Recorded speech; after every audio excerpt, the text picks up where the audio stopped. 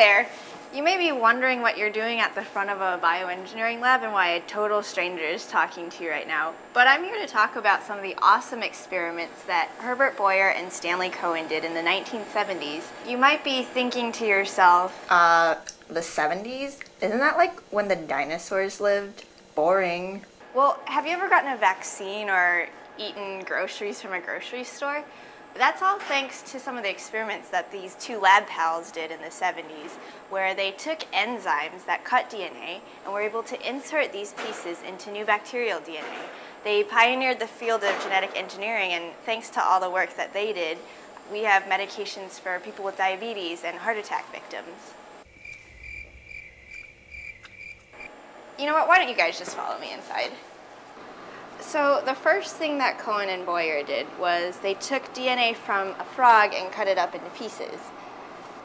I should probably explain to you guys what's going on in this tube.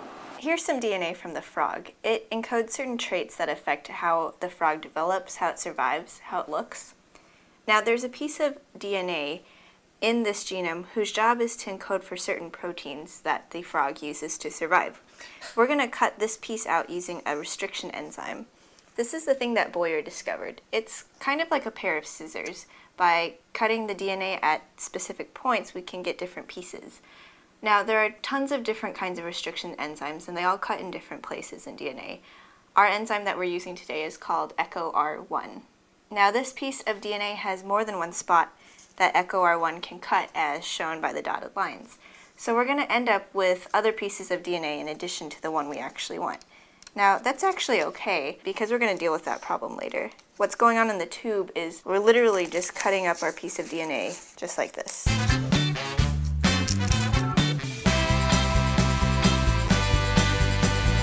Now, here's a tube full of plasmid. It's basically a circular ring of DNA that can exist in bacteria, and it basically encodes for certain traits that affect how bacteria look or act or survive. Now, to add our DNA from the frog DNA to our bacterial DNA, we need to cut the plasmid open too.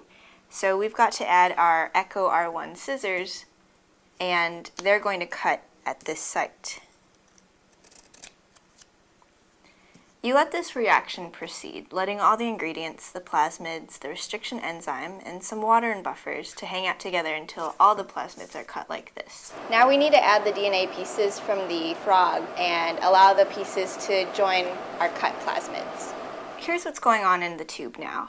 I've got pieces of frog DNA, and I've got cut plasmids like this. I need to add this guy into this plasmid. And the way I'm going to do that is by adding an enzyme called DNA ligase. This enzyme kind of acts like tape, and it fixes the DNA insert into the plasmid. Now, another important thing about the plasmid itself is that it carries a marker that makes it resistant to a certain kind of antibiotic called tetracycline. This will come in handy in a little bit. After a little while, we'll have a couple types of DNA going on. This is the one that we want. It's plasmid, and it has the purple frog DNA insert. But we'll also get things like this. We'll get plasmids that had other parts of the frog's genome inserted into it. And we'll also get plasmids that just close back up on themselves. So now that we have these new plasmids, we've got to stick them into some bacteria.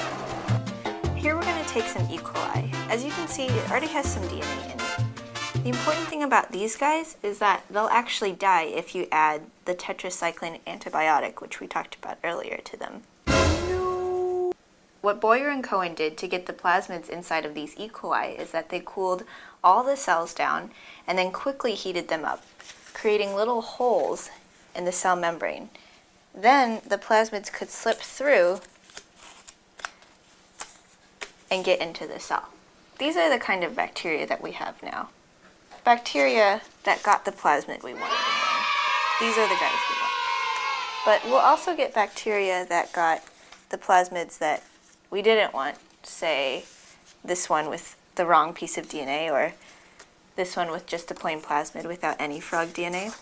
And more than likely we'll get ones that just didn't pick up any of the plasmids. Now what I'm going to do next is plate these cells on some tetracycline agar plates, which is basically some fancy jello that has antibiotic in it. So these guys won't be able to grow, but these guys will. I've plated the E. coli that we transformed with our new plasmids onto this plate, which has tetracycline in it. We're going to let this sit in the incubator overnight and allow our bacteria to grow, and we'll check on it again in the morning.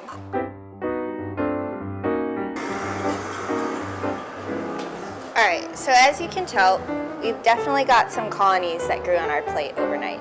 So now the problem that we have is we need to be able to distinguish the bacteria that got these plasmids from the ones that got these plasmids, which don't have our frog DNA in them. So what we're going to do is use the same techniques that we did at the very beginning of this experiment and extract the plasmids from all these bacteria.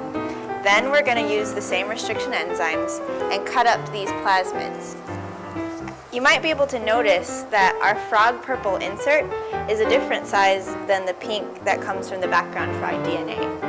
So what we can use is something called a gel box and use a technique called gel electrophoresis.